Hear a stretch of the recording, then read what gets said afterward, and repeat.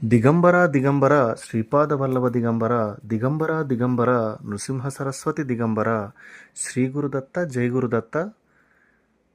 ఈ వీడియోలో మీరు చూస్తున్నటువంటి ఈ మహిమాన్వితమైనటువంటి ప్రదేశము గాన్గాపూర్లో ఉన్నటువంటి అష్టతీర్థాలలో ఒకటైన పాప వినాశిని తీర్థం అండి. గాన్గాపూర్ వెళ్ళిన వారు తప్పకుండా అష్టతీర్థాలలో స్నానం ఆచరించాలి.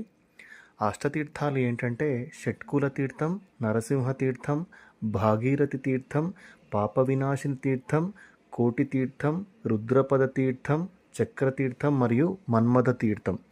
అయితే ఇప్పుడు వీడియోలో మీరు చూస్తున్నటువంటి తీర్థం మాత్రం పాప వినాశిని తీర్థం అండి.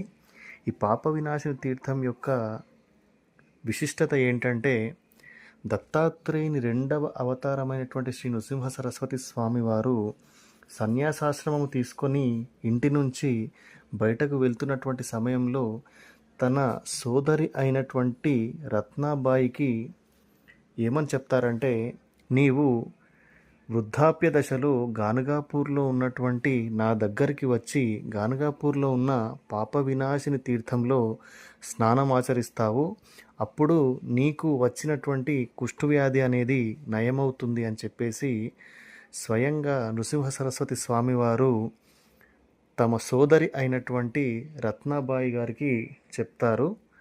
అయితే నృసింహ సరస్వతి స్వామివారు గురుచరిత్రలో 48వ అధ్యాయంలో అష్టతీర్థాల వర్ణన చేస్తారు.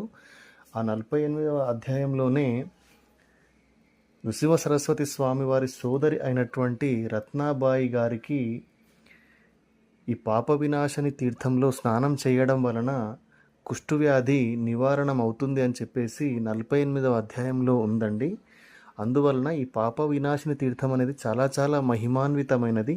మీరు ఎప్పుడైనా గాన్గాపూర్ వెళ్ళినట్లయితే తప్పకుండా ఈ అష్టతీర్థాలలో స్నానం చేయండి, పాప వినాశిని తీర్థాన్ని దర్శించండి. శ్రీ గురుదత్త జై గురుదత్త. దిగంబర దిగంబర శ్రీపా